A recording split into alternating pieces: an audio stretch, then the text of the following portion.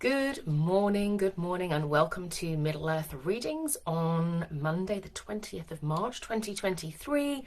Happy spring equinox to you.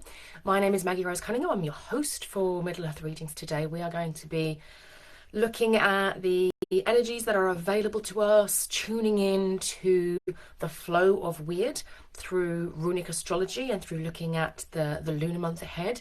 We are in our week of lunar intention setting. So the new moon is tomorrow.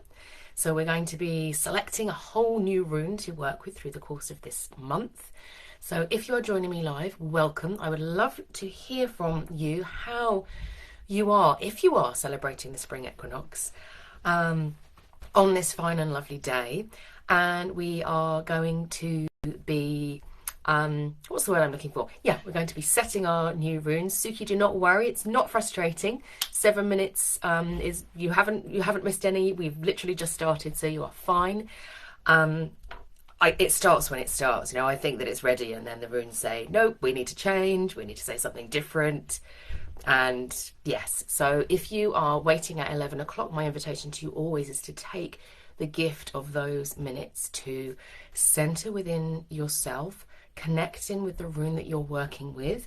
For those of you who haven't drawn a rune for this lunar cycle, I'm going to be taking you through doing that through the course of this session. So the gift of a moment's peace can be very useful and very helpful. And I had just learned that the session will start when it will start, and when when I try and push it to start quicker, that's when things go even more wrong, which happened today with my printer, but it's all fine. So I asked the question, how are you celebrating the spring equinox? We are at this beautiful cusp moment with the new moon starting. So we are entering Eostremonath, as our Anglo-Saxon ancestors would have called it, sacred to the goddess Eostre, who became Ostara. Obviously, we celebrate the spring equinox. Modern pagans working through the 8 Sabbats. We don't actually know very much about Eostre.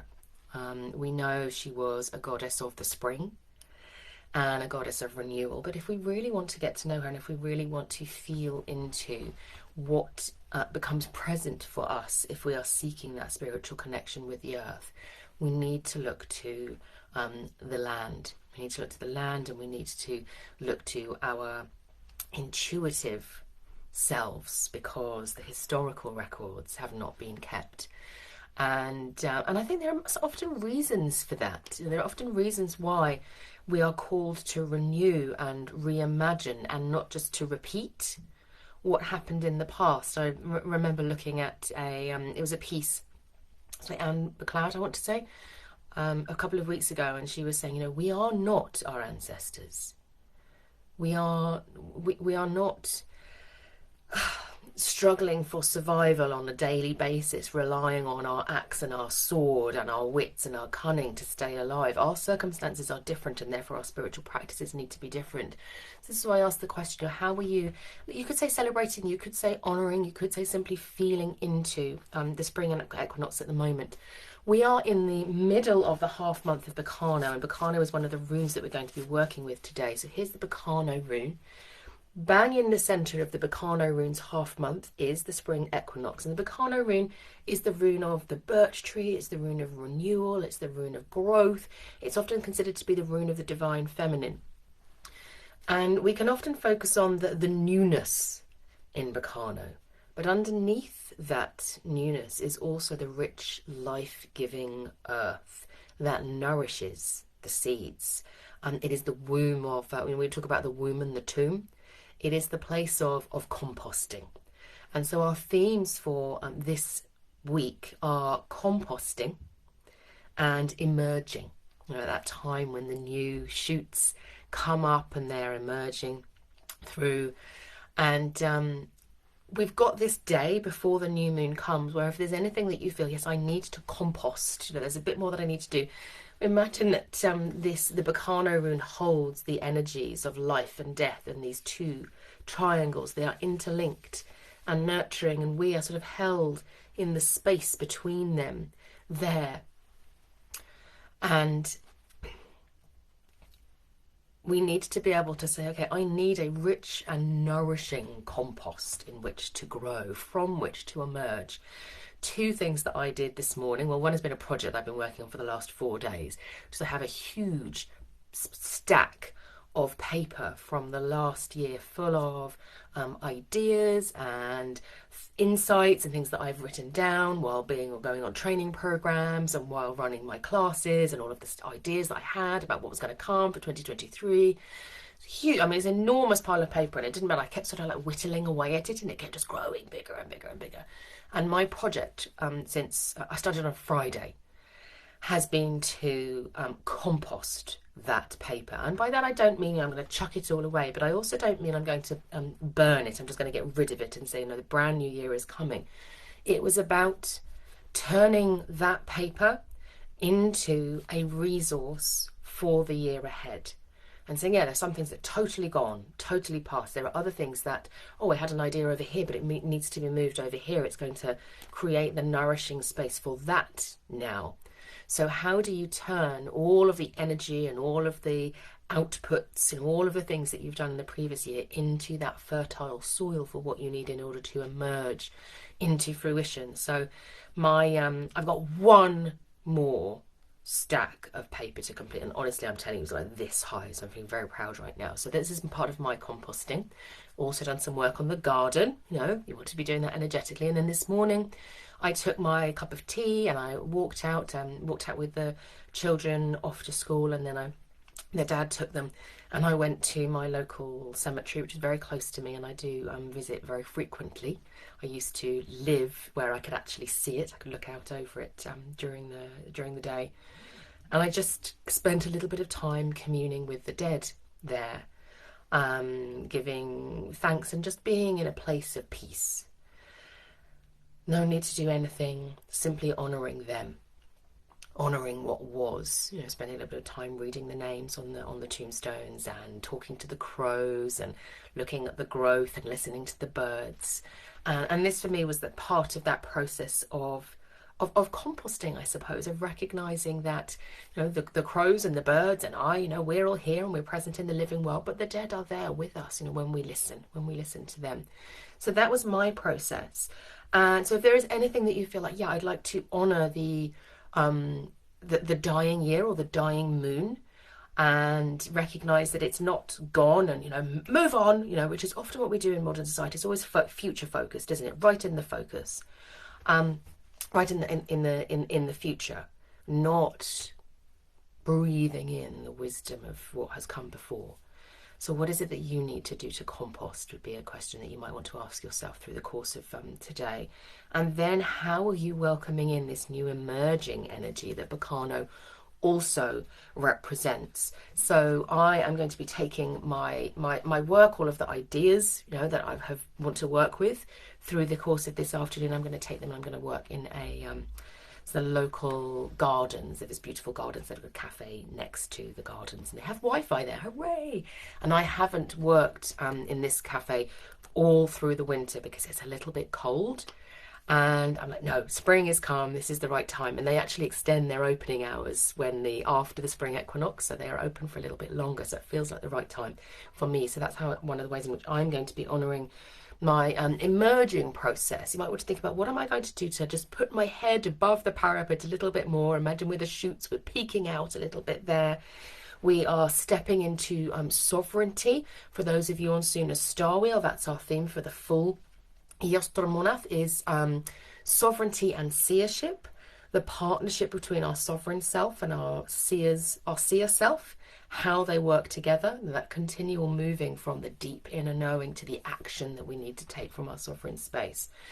And the forging of purpose, the emerging into purpose. We've done the dreaming, the dream space of the old year is passing, and we're emerging into the new, which is why we're focusing in the Dream Wheel retreat at the moment. We have our second session tonight, and we are going to be looking at purpose, and we're going to be working with the goddess Freya on purpose. So lots of exciting things happening through the course of this week. So let's see what people have said about honouring their equinox. We've got Maggie says, I'm planting seeds. Siki said, I'm setting up a second small greenhouse and getting seeds in, keeping up my daily study in the runes. That's beautiful. So it's just a lovely balance of being out in the earth and working with the earth, and spiritual growth at the same time. You know, how we are emerging as shoots and aligning with what's happening around us as well. And Pamela saying, I'm starting to listen to intuition, letting go of some old patterns. So it might be a question of saying, yeah, I'm letting go of them and they're turning into the compost from which my intuitive self will emerge more strongly. So that's beautiful. And I can also see that people are sharing their runes, which is wonderful. So, excuse me, I've got a little frog in my throat. Let me just get my...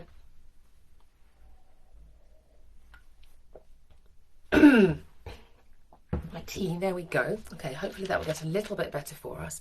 So the planetary movements that we're working with, so obviously we have the energy of the spring equinox at the moment. We have the energy of the half month of Berkano, which I have been talking about. We then have our sorry, it's really annoying me. We then have our new moon, which is also in Berkano. And this doesn't happen, you know, incredibly frequently. There are some patterns which I always find really fascinating.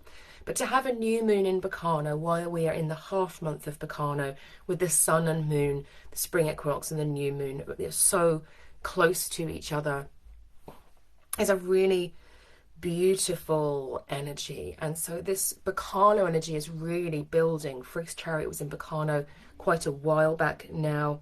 Odin's chariot is in Berkano at the moment. So we have a lot of very strong Berkano energy that's available to us that is really supporting us in our newness, in our intention setting through the course of this month. Have to forgive me one moment.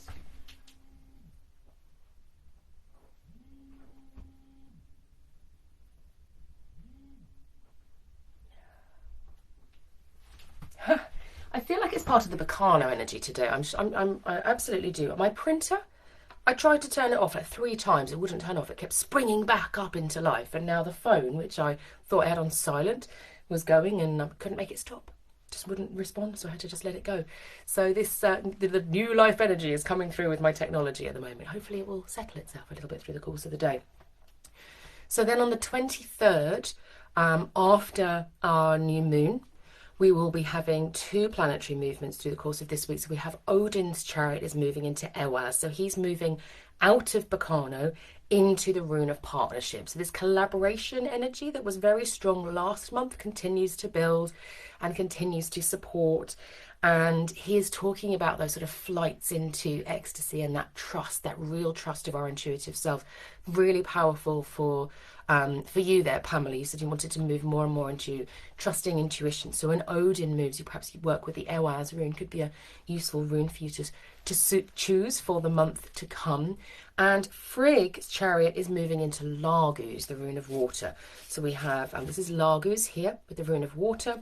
And Eostremonath, we're also going to be looking at today. Oh no, we're not, because we're going to wait for Eostremonath until soon as chariot moves into Eostremonath. So if your rune of the month is Eostremonath, we'll do a little bit of work on it today, but the main piece is going to be when soon as chariot moves into Eostremonath later in the month.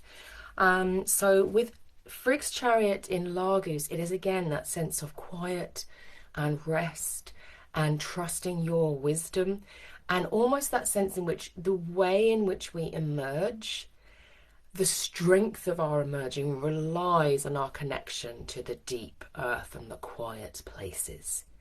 The more powerful our connection to the ancestral lands, to our earth, to our gardening practices, to our ritual practices, to the things that keep us grounded and anchored and rooted in ourselves, the more powerful our impact will be in the world, the more able we are to express who we are and to bring forward the dreams that are either birthing through us because they are who we are, or they're birthing through us because an idea or a mission has been brought to us, because, you know, a little Valkyrie somewhere has spotted They're the one who's going to bring that through, and that service piece that comes with sovereignty as well.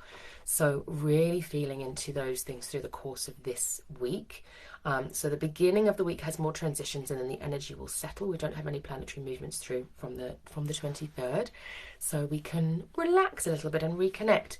So today is we're doing lunar intention setting because we have the new moon tomorrow.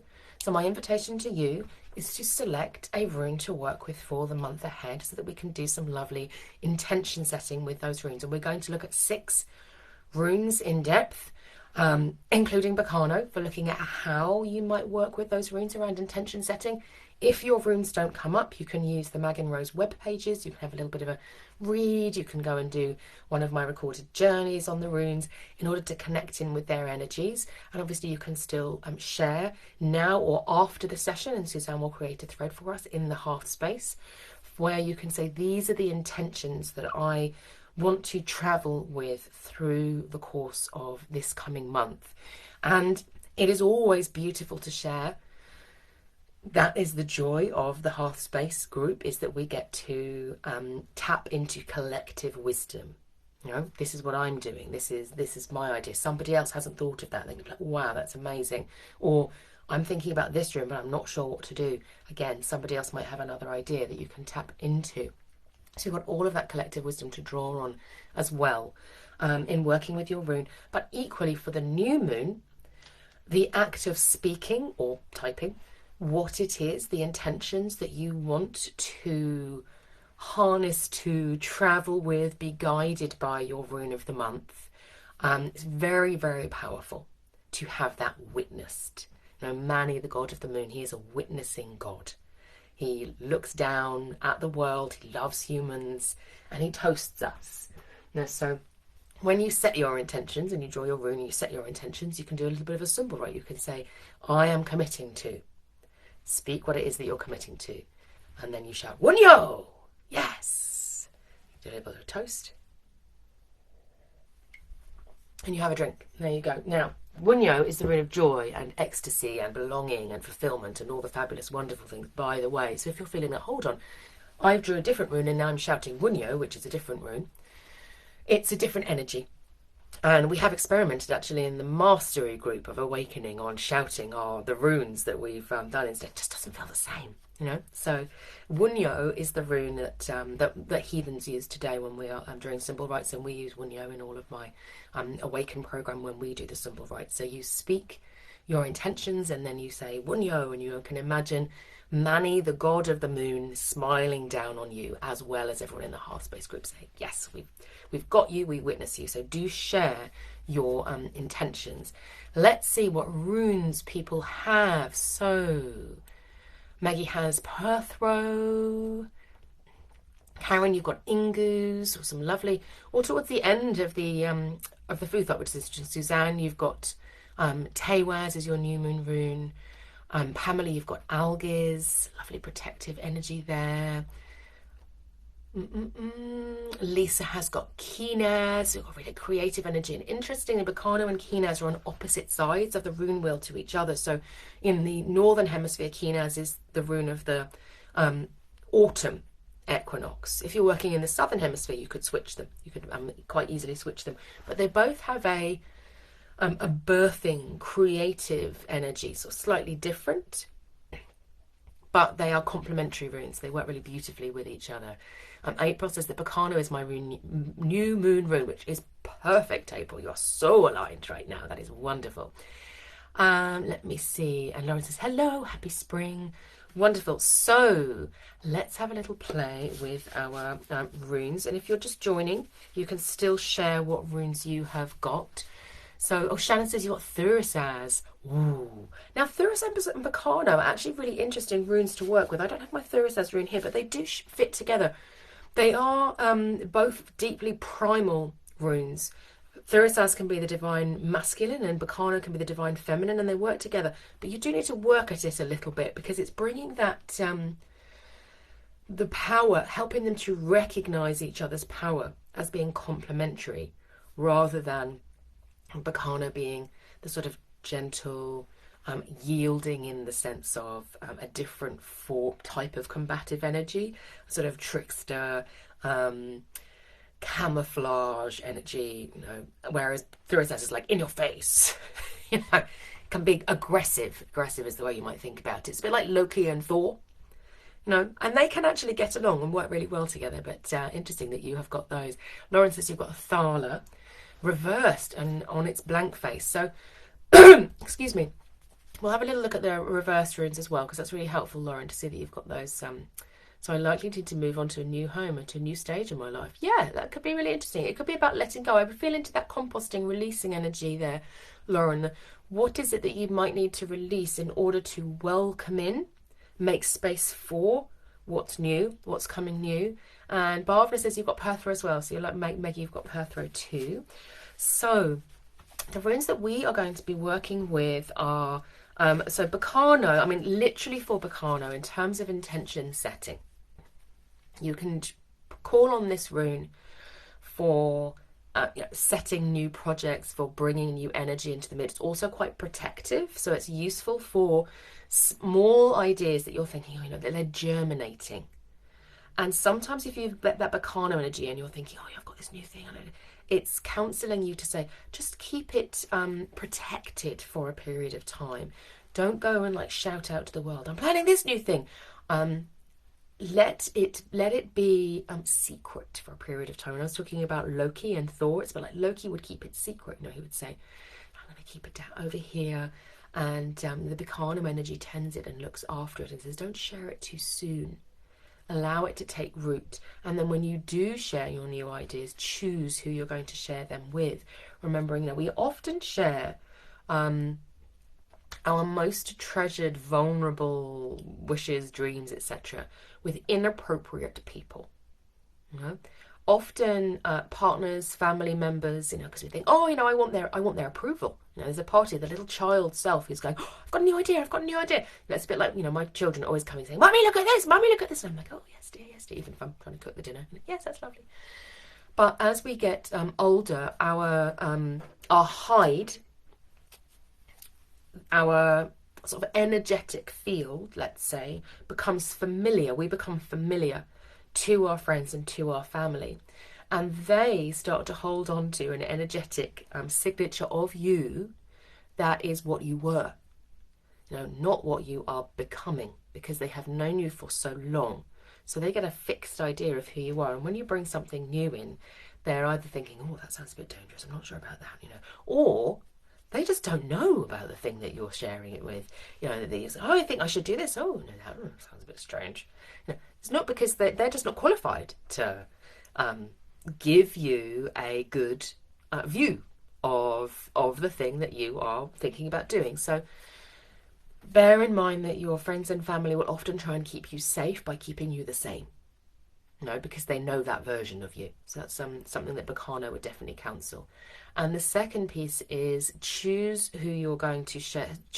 Make those people who are either knowledgeable or deeply accepting. So either somebody who's got some expertise in what you're trying to achieve, and they might actually bring some helpful critique to you, or somebody who's going to say, I am totally your champion, I am behind you and I support you. You want both. You don't just want it to be, somebody saying, yeah, you're brilliant. But be careful who you choose to share your dreams with. So the Berkano rune is all about that as well. And people who've already said, I'm planting seeds, I'm working in the garden, that is perfect for your Berkano energy. And for you, you can take your intentions and you can actually whisper them into the seeds and then bless them with the Berkano energy and plant them in the earth in that way. So that's a really beautiful way of working with the Berkano energy. Ooh, so then we had Berkano, and you'll remember we have Frigg's Chariot is moving into Laguz, so I wanted to cover Laguz as well for you. So this is also a rune that is very associated with the green earth, with the nurturing green earth. It's the rune of water, but it's also the rune of the leek, which is this sort of slightly phallic, green shoot like the trunk of a tree. It's the life force energy, very closely related to Berkano, whereas Berkano is like the earth that holds and supports and hides and keeps, I don't want to say safe, that's a little bit wrong, sort of nurtures the evolution and the growth. Laguz is like the energy that shoots forward and flows and rushes, and the water that is coming and is this generating life force, as well as being a gateway into death. So both of these runes, Berkano and Laguz, contain the energies of life and death, but we experience them in different ways. Berkano being like quite contained in like the cave space, and Laguz being like the deep well or the deep seas or sort of mysterious places of being with the Laguz rune. So with your Laguz rune, you can do some really great work supporting your intention setting. So you can, you remember I said that with your intention setting. So for you, if you're setting your intentions, you can speak what it is that you want to achieve. You know what it is that you want to do through the course of this month. Then you trace the Laguz rune over your drink to purify the drink and to draw that life force into it. And then you can say Wunyo and drink. There we go. And you can continue to do that all the way through the course of the month. Every time you take a drink, you can bless your water with your Laguz rune and give yourself a moment and a pause to remember those intentions that you set before you drink. It's a really lovely way of working with the Laguz rune and the energy of the symbol right at the same time. Also reminds me with the Laguz rune that because it's the rune of water, it's about, there's a patience there, there's a recognizing that the energy will build, and you can use that lunar cycle growth from the rebirthing new moon tomorrow, where those dreams might feel quite fragile. There's ideas, I've got to be gentle with them, and then you build and you build and you build towards the full moon. So you can use that lunar growth cycle with your Laguz rune really powerfully and really effectively to plan what you want to do, what you want to achieve, and then you can say, okay, and through the waning phase, after the full moon, you're looking at reflections. What can I learn? What can I do? What can I release? So you could actually look at, what is it that I want to achieve? So let's say for me, and I want to write a chapter of my book this month. So I would be looking at saying, this is very much about my ideas generation, my starting to bring that through the course of this week, and then with the waxing moon coming, I write the chapter, through the course of the next week. And then the following week, after the full moon, I can start the process of editing, or I could start the process of inviting other people's views in, after the full moon. And then, releasing the things that I thought, that sounded really good, but actually it's going to be more potent if I remove some of the stuff there. So it's looking at that arc, and the Laguz energy works really, really well with that. I also wanted to cover some of these. I literally just draw the runes. I say which one wants to speak. So the Ansuz rune here came up next. So this is very much, I used the example of writing a book, didn't I? So for Ansuz, there is an utterance. So there is a journaling, writing down. You might be, again, a really good time to be doing like morning pages, if you've heard of those, of Julia Cameron's book, The Artist's Way, of just allowing the stuff out. What are the new ideas that are coming? Connecting with your inner seer through the power of writing. But you might also be, for me, it's not so much about expressing. I might want to be receiving. So find a good book. Read some poetry that really inspires you. What do you want to draw into your soul that manifests for you the power of the Ansuz rune, the power of speech, the power of utterance? Remembering things like, for those of you who've ever read my article, the idea that I did a journey with Odin, and he sort of said to me, your to-do list is the most sacred document you will ever write, because that is where you express the intentions that you have for what you're going to achieve, the changes that you're going to make. So it's that sort of energy as well with the Ansuz rune. It's saying when I utter, when I write, when I express, this is a sacred act that comes through very much with the Ansuz rune there. Then the Nauthiz rune came up, the sort of rune of need, necessity. It can be a really useful partner actually with the Berkano rune. It's also associated with Loki, in that more sort of in the wilder sense. So Berkano is expansive and expanding out, growing in all directions, nurturing. The Nauthiz rune sometimes says no.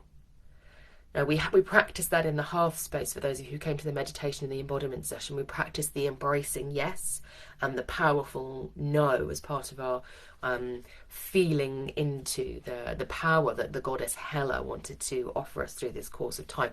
So Nauthiz can be about saying, actually, in order for me to bring forward the intentions that I want to through this month, what do I need to say no to? It's a really important piece, even if you spent all month practicing a powerful no, an aligned no. That would be, incredibly helpful for you. You can also use the Nauthiz rune for those of you who did illuminate with me and you created your needs creed, your record of what you need in order to be at your best. Go and revisit that and have a little check-in. Am I getting all my needs met? And if I'm not, how can I get them met? And how can I say no to what I don't need?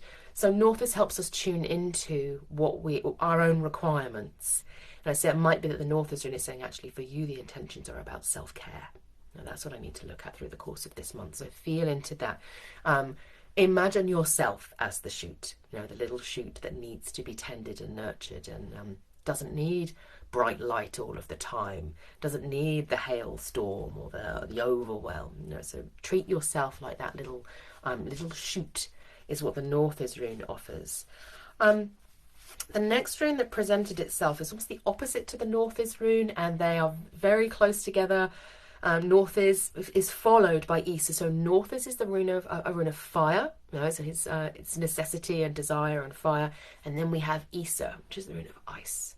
And there is a stillness to it. So whereas Nauthiz can be active in many ways, it's a sort of active feeling into, oh, that's not right, and now I need to take an action, I need to end this, I need to do that. Eostre is more of a standing your ground rune. It's saying, actually, I am absolutely fine just the way I am. I don't need to change, I don't need to fix. If you get Eostre, this is a great time for meditation. It's a great time for rest and replenishment. It's a different type of saying no. It's almost a sort of, the word I want to, is like a sort of Buddha-like. I'm just totally okay in my own zone right now. I don't need to apologise. I don't need to jump if anyone else asks me to do anything. Just going to be in my own energy. And the deeper that you can go into that, the deeper you can feel into yourself and root deeply into yourself, spending time in stillness, the better in many ways. There might also be for you with the Eostre rune something that comes from the previous year. I talked about doing that composting work. It might be that there's something that wants your attention there that you need to look at and pay attention to. So I just have a little bit of a feel into that. It's almost like the winter just whispering to the summer and saying, don't forget me. So the other thing that comes to mind with me with the Eostre rune is something that I do at the beginning of every annual planning cycle, which for me I do in November. And that is to put into my diary all of the times that I plan to rest, and to put them in the diary straight away, not to try and fit them in around everything else. It's actually to say those moments of rest and retreat are essential. Those are at the core of my ability to do anything else. And the Eostre rune says, have you done that? Have you said, this is my downtime, this is my rest time? It could be, holidays, or it could be, once a week I do, deep rest for an hour. So Eostre asks you to look at that,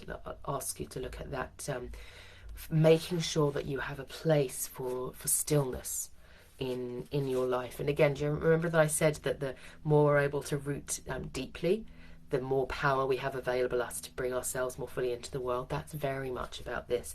And that brings me to the final rune that wanted to chat with us today, which is the Dagaz rune.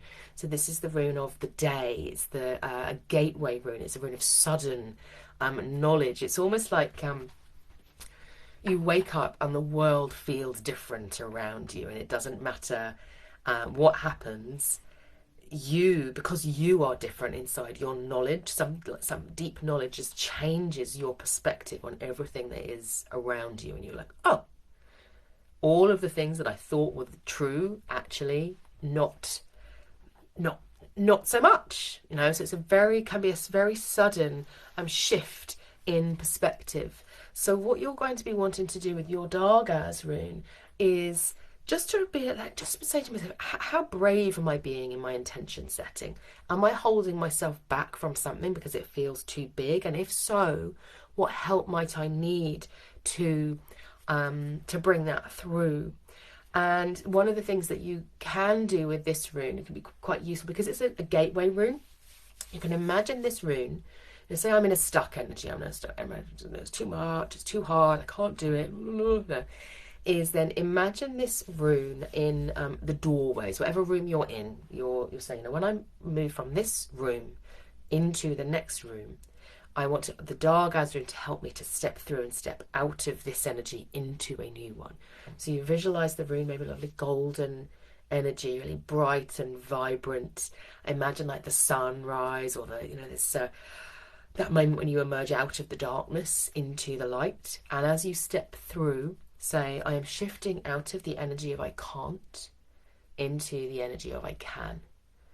And imagine that you walk through the Dagaz rune, and it might be that you just feel lighter from doing that, and that there are multiple times that you do this. It might be that the Dagaz rune then gives you that shift in perspective, or says, that thing I really wanted to do, well, Kathy down the road, she's doing something similar. I might go and have a chat with her. It opens you up to new possibilities, to new perspectives, and that over time will change the shift. So again, similarly to when I was talking about with Laguz, that your intentions can be empowered if you continue every time you drink a glass of water or any form of liquid. You're blessed with the Laguz rune and you just resettle. With your Dagaz rune, you use it as a doorway, so that each time you move through the doorway, you're letting something go, returning it to the compost so that you can emerge more strongly into the light. Suzanne says Dagaz is a great to use in ritual to move from each lunar month. Yes, beautiful rune to work with that way, to almost like at the new moon, to imagine then that moment where, when I finish my filing, I will use the Dagaz rune and I'll say, right, I'm leaving that behind and I'm moving into the next. Lauren, yes, it is like stepping into a new space of mind. The Dagaz rune being an energetic gateway. And so it's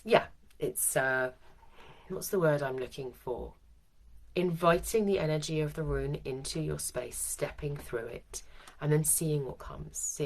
Just in your mind, holding that intention. I'm moving from a space of whatever it is that you're feeling, I can't, it's too hard, I'm tired, it's too much, into what might be possible now. If I was in I can, what's the universe going to offer me that's going to help me with that I can movements? That the Dagaz rune becomes an invitation to the universe for something different, inside and outside.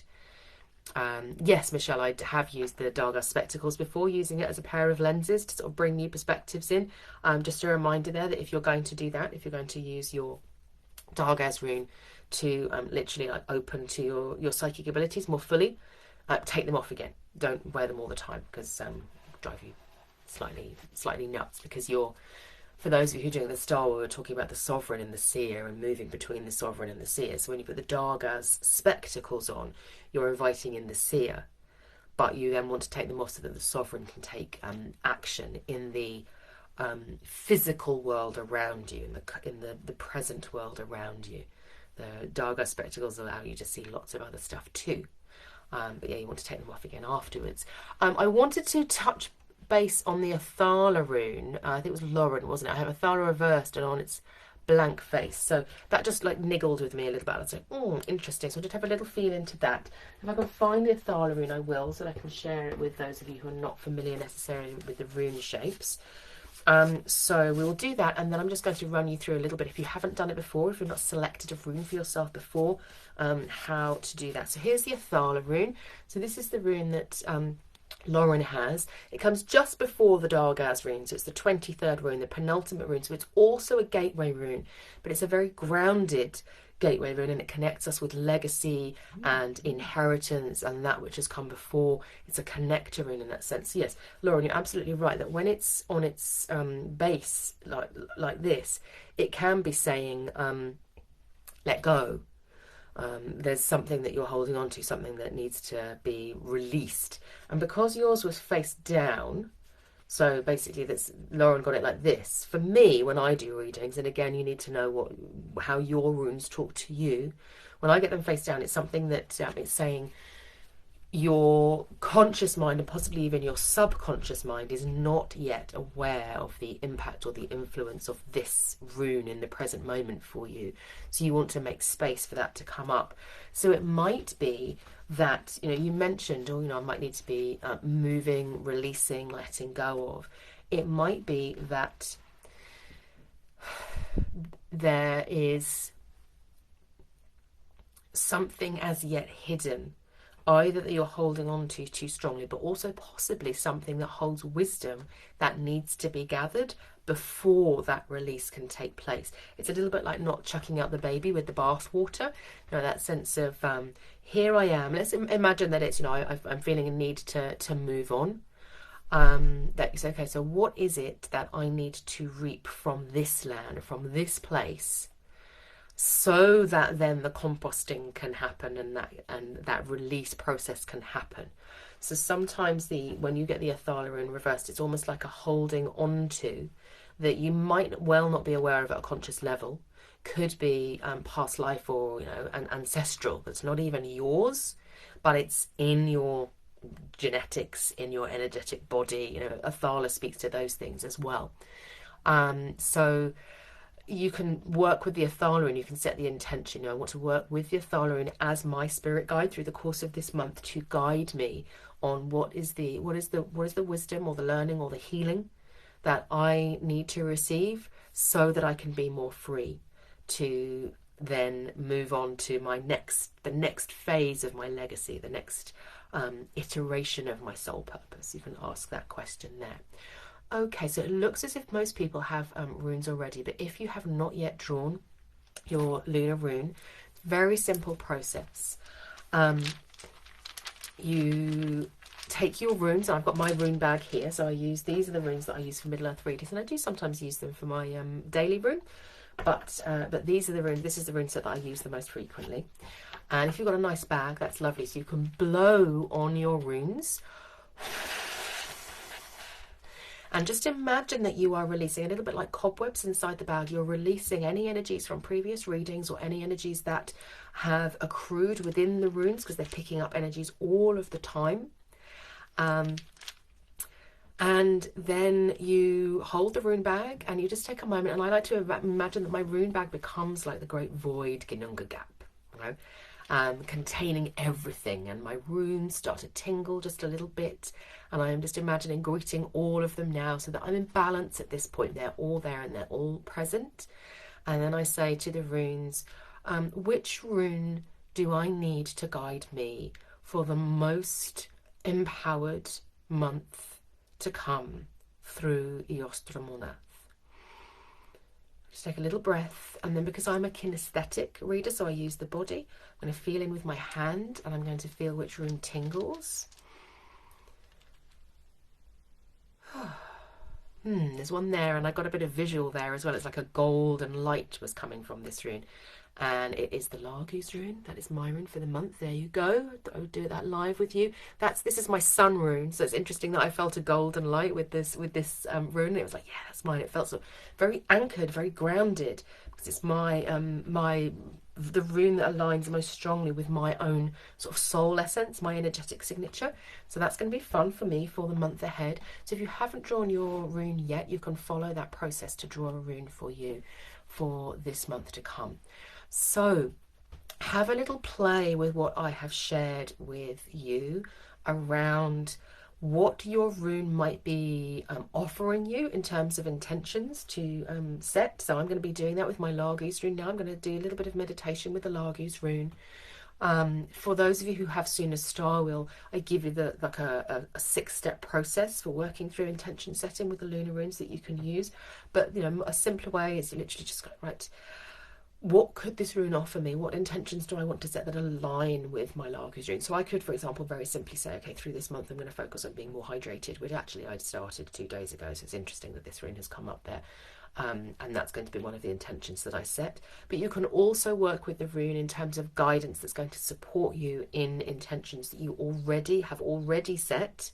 What does the Laguz rune then offer me in terms of thinking about flow? So you'll remember I actually gave that example, and I said, if I want to write a chapter of my book, which I do, I will do it in this way. So now I'm going to go and I'm going to look at my diary. I'm going to say, okay, I'm going to need to have a session on ideas generation through this week, and I'm going to need to have at least 2 writing sessions next week to use the Laguz energy to build towards the full moon. So then you start to work with your rune. So you can work with it in 2 ways. Both, what are the practical actions that align with the rune? And second, how might the rune work with me? How might I draw in its power? Either working with it, or you can use it as a charm or a talisman. You can wear it. I can bless my water with it. Lots of ways in which you can work with your rune as a spirit guide through the course of this month.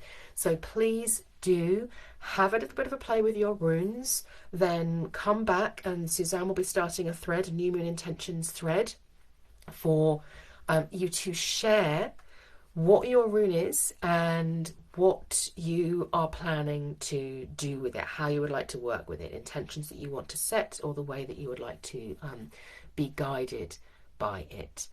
Let me just see Michelle's, but my casting for the new moon had a face down rune landed next to and pointed towards my deity statues. I took it as them inviting me to deepen our relationship and let them care for that energy this month.